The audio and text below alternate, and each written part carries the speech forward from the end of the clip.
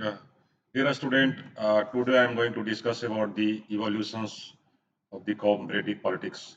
That means its origins of the comparative politics. How comparative politics have become a very significant papers of the political science. It's related to the origins and evolutions and all the things. Now come to the main things that here I'm talking about. The evolutions of the comparative politics has been shaped by historical events, intellectual developments, and methodological advancements. Here are an overview how the field has evolved over the times. That means from the ancient times to the present contemporary periods, how comparative politics becomes a very becomes a positive change, how it's become a very significant, how it's become a stronger than the earlier periods. So first generations, yeah, we call the first origins, that is called the early foundations. Early foundations of the comparative politics that is during the ancients and in the classical thoughts. In its literatures, the roots of the comparative politics can be traced back to the ancient Greeks, Roman political philosophy, thinkers like Aristotle, Polybius engaged in comparative analysis of different political systems, exploring the concepts such as governance and the constitutions. That means this is not a new phenomena. This is not a new subject. This is not a new discipline. But this is very during the ancient times. Those times have different kind of the thinkers like the Aristotle's, Plato, all have given the significance, uh, value and significant input in their literatures.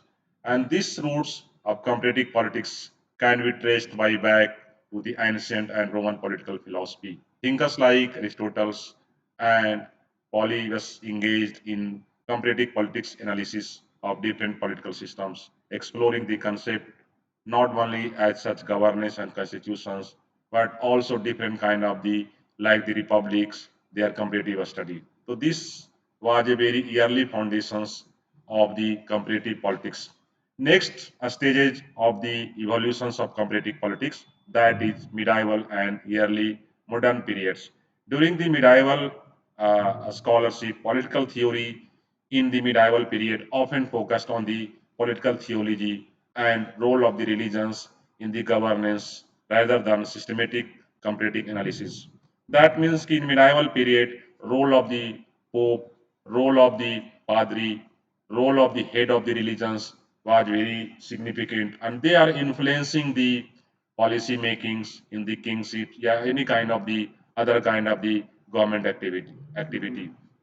That means in medieval period, political theory in the medieval period often focused on political theology and the role of the religions. Religions was very significant in the influencing of the government activity and some kind of the systematic comparative or the analysis. So this was during the medieval period. Another kind of era that is called early modern era, that is Enlightenment era, brought a reviewed interest in political theory and comparative analysis. Thinkers such as Montesquieu in the spirit of the law, thinkers such as the Montesquieu in the spirit of law used comparative method to examine the effects of different political institutions on the society. And that time there was also some kind of the study of the comparative politics, especially in the early modern era. The Enlightened era brought a renewed interest, and that is called, given the theory such as the division of law, separations of law, that by the Montesquieu. Next evolutions stages of the comparative politics, that is institutionalizations and professionalizations, especially during the 19th century to early 20th century. And this period was very significant, especially for the comparative politics. Rise of political science. In the 19th century, the discipline of political science began to take a shape as a scholar sought to formalize the study of politics. Comparative politics become a recognized subfield within the political science. That means कि during the ancient period or during the medieval, early medieval period and modern medieval period, there was no any kind of the recognitions. But that time also giving the importance, and there was mentions in the literatures about the comparative study. But in the 19th century, the discipline of political science began to shape its scholars out of formalizing the study of politics, and comparative politics become a recognized. That means they have given the formal importance. They have some kind of the significant field of the political science, and it is very recognizable a stage of the evolutions part in the comparative politics, especially during the 19th to early century. Scholars and schools, figures like the Max Weber, Alexis Tocqueville contributed to comparative politics by analyzing political institutions and social structures. Weber works on bureaucracy. Tocqueville study on democracy provided foundational insight. That means there is different kind of the originations of scholars and schools. There are different kind of the thinkers like the Max Weber's, Tocqueville. They have a study on the bureaucracy and the democracy. And this stage was very significant, especially in the context of the related to the institutionalizations and professionalizations in the evolutions of the comparative politics. Earlier, the paper, yeah, comparative politics was not a professional subject or not as institutional, but there is somehow mentions in the different literatures about the comparative politics. Now come to the behavioral revolutions in the mid 20th century, and this is also one of the important phases of the evolutions of the comparative politics. The behavioral revolutions of the mid 20th century, that is behavioralisms, and its behavioralisms leads to the mid 20th century saw the rise of behavioralisms, a movement that emphasizes the importance of empirical research and statistical analysis. A scholar like Gabriel Almonds, Sydney were focused on political behaviors and attitude using survey and other method to study the political system. That means initially there in the comparative politics, major study was done, especially in the comparing, yeah, compare of the institutions, their functions, their role, but not giving the focus of the behavior of the institutions. But after the mid 20th century, that means there is elements and giving the focus on the behaviors of the political institutions, especially in the comparative politics, and it's become very popular in the comparative politics. Next is that is we call the methodological advances. That means its emphasis shifts over the systematic data collections and analysis aim to uncover general patterns in the political behavior institutions. Earlier main focus was basically on the norms and value in the comparative politics. But through the behavior revolutions in the mid 20th century, there are different kind of the advanced technology adopted by the comparative politics. That means they are doing the research through the different kind of the advanced methods, advanced patterns. Their collections of data was on the basis of empirical methods, not on the basis of they are describing all the methods on the norms or value. So this is very significant milestone in the evolutions of the comparative politics. There is fifth important stage of the evolutions of the comparative politics, that is late 20th century, that is institutional and systematic approach. Institutionalism, that means the late 20th century witnessed the development of new institutionalism which focus on the role of political institutions and their impacts on the political outcomes. Scholars like James March, John Osland explore how institutions shape political behaviors and governance. That means in late 20th century of the comparative politics, they are focusing on the institutionalisms and also talking about by the different kind of the scholars, and they have giving the shapes of the political behaviors and the governance. Is in this stage, they have also giving the importance of the system theory. That means the study of political systems and their interactions also gain prominence with the focus on how different component of political systems like the states, economy, and society interact and influence in each others. That means this is the very important milestones in the evolutions of the comparative politics. And it's evolved a kind of the system theory. And system theory is talking about a kind of the environmental factors. That means how a state are behaving, not depending upon their statements only, but also depending upon their cultures, their language, their value, their economy, and their social value of the society. And its influence the activity of the political activity. So that means in the comparative politics, it's also recognizing a system theory and the study of political systems and their interactions also gained prominence with a focus on how different components of a political systems, a state, economy, and society interact and influence each other. Then next stage of evolutions of the comparative politics, that is globalizations and post-Cold War developments, late 20th century and early 21st century. In talking about the globalizations, that means globalizations means integrations of the world. Integrations in the sense of political integrations, integration in the sense of economic integrations. It also integrate the social integrations. The end of the Cold War and rise of the globalizations brought in new challenges and opportunity for comparative politics. As scholars began to examine how global forces impact domestic politics, including issues related to international organizations, global trade, and transnational issues. That means there is somehow evolutions of comparative politics, especially in the globalized era, is very significant.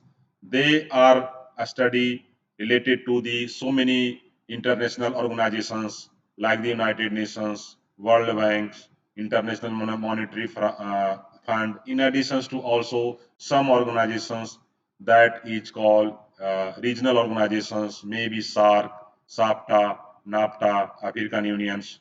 So that means comparative politics is not only a stick to the within the nation, within the state, but it's also change their natures and it is evolved from the studying between two area to the global perspective. They are also studying the global trade, transnational issue like the terrorisms, like the climate change, like the somehow a scarcity of the foods.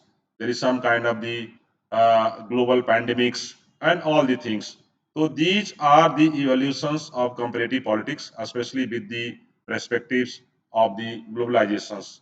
Next, of these globalizations and post-Cold War developments, that is late 20 or early 21st century, that is democratizations study. The study of democratizations and political transitions become a major focus as many as country underwent transitions from authoritarians to democracy. Researchers investigate the process and challenges associated with democratizations. That means a study of the democratizations and political transitions become a major focus. Initially, these comparative politics initially focusing on the authoritarian system, but slowly, when whole world becoming more democratic, they are adopting or engage itself in the democratic state of governance. Here also comparative politics also focusing on the democratizations study. That means comparative politics is not only a stick to religions, role of the religions in politics, but also giving the significance of democratizations process. And its researcher investigate in the process and challenges associated with the democratizations. Next, evolution part of the comparative politics, that is contemporary trends and future directions. That means what is the significance in right now. New institutions and governance. Contemporary comparative politics continue to evolve with the focus on new form of the governance, including networks, multi-level governance, the role of non-state actors. A scholar explore how political power is distributed and exercised in an increasingly complex world. That means in present times, the role comparative government politics is not only observing the role of the states, but today have different kind of the governance, like the some kind we call the networking governance. We call the sometimes nexus of governance between the corporate groups and the states. There is some kind of the chronic capitalisms. The role of the non-state actors like the civil society, sometimes also non-governmental organizations have very significant part. So in the present times, evolutions of comparative politics, and these are considering in their study areas. And this is very new emerging fields, especially when we're talking about the non-state actors. We are living in the e-governance systems. We are living in the present times as a global citizens.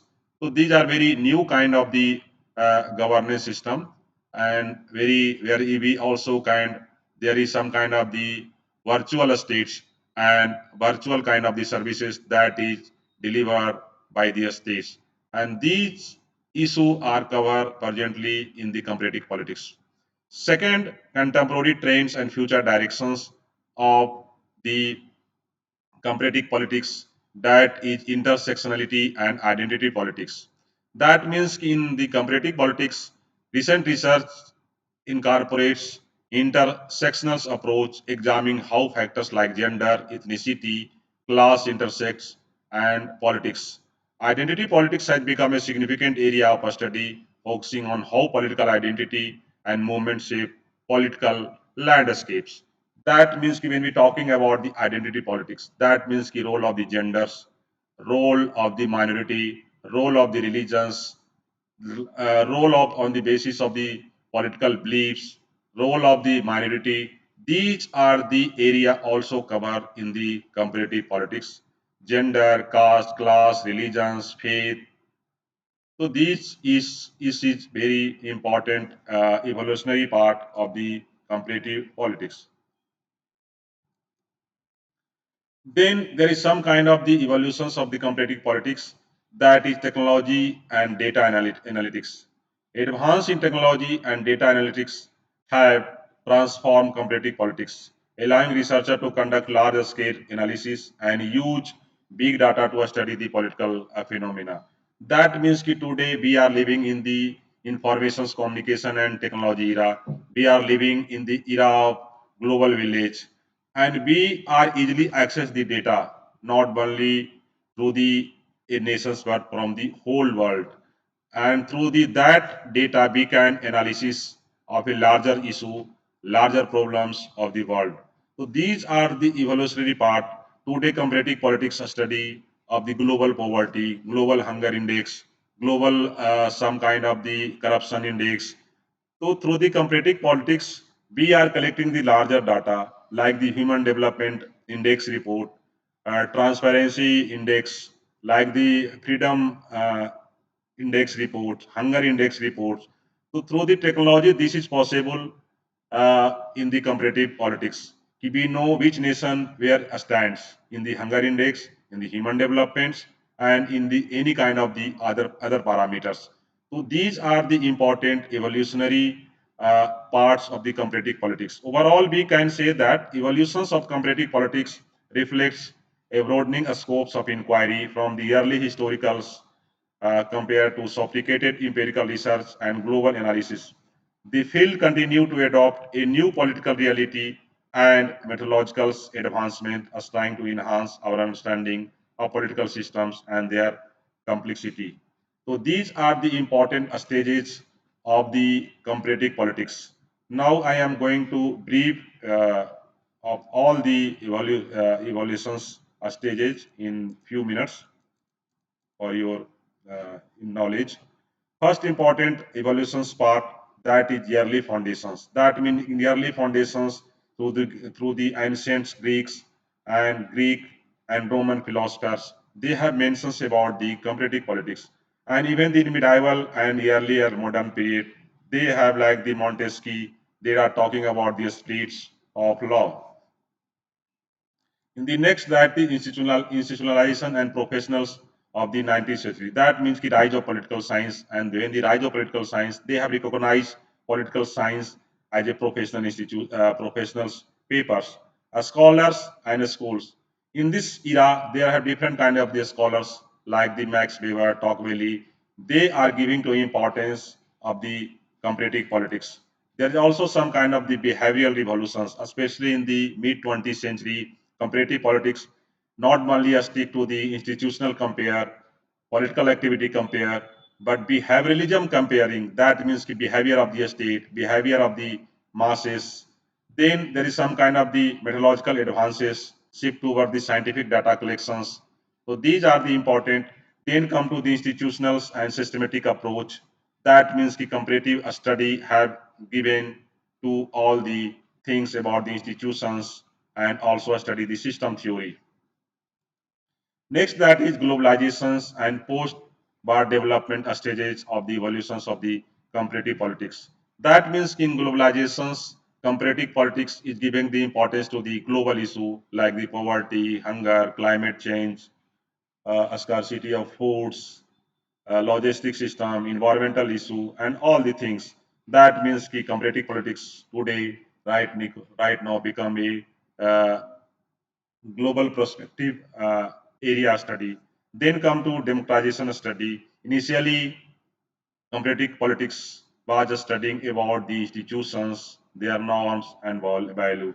But today, most of the papers or research uh, are they are covering in the area of the democracy. They are talking about the liberal democracy, talking about the open democracy, talking about the substantial democracy. So these are changes in the comparative democracy. And they have also talking about the contemporary trends and future directions. That means the new institutions and governance. We have the different kind of the comparative politics concerned to evolve with focus on new form of the governance like the uh, network governance, multi-level governance. Multi-level governance that means the state are giving the importance of local governance, the role of non-state actors, that means the role of the civil society when a state and markets are not fulfill the aspirations of the people. Then third sector, civil society become very vibrant, especially for the in the emergency situations. Then I will talk about the intersectionality and identity politics. That means the comparative politics is not only focus on the this area about the uh, institutions activity, but also talking about the different kind of the issue like the gender, ethnicity, class intersect with the politics. Identity politics has become a significant area of study, focusing on how political identity and move with the political landscapes. And in the last, we can say this is the very modern scopes or modern stages of the evolutions of the comparative politics. That is technological advancements and data analytics. That means we are living in the era of ICT. ICT stand for Informations, Communications and Technology era, and we can collect data from the very remote area there where technology is available, where connectivity is available, and most of the research scholar of the who are doing the research in the field of comparative politics, they are using the technology or data, and they are doing the research especially at the global level. That means we can say here that overall the evolutions of comparative politics reflect a broadening a scope of inquiry from merely philosophical comparisons to sophisticated empirical research and global analysis. That means the evolutions of comparative politics continue to adopt a new political reality and methodological advancements, striving to enhance our understandings of political systems and their complexity. This is the, I think, the all are covered in these lectures related to the evolutions of uh, comparative politics. Thank you for listening my lectures.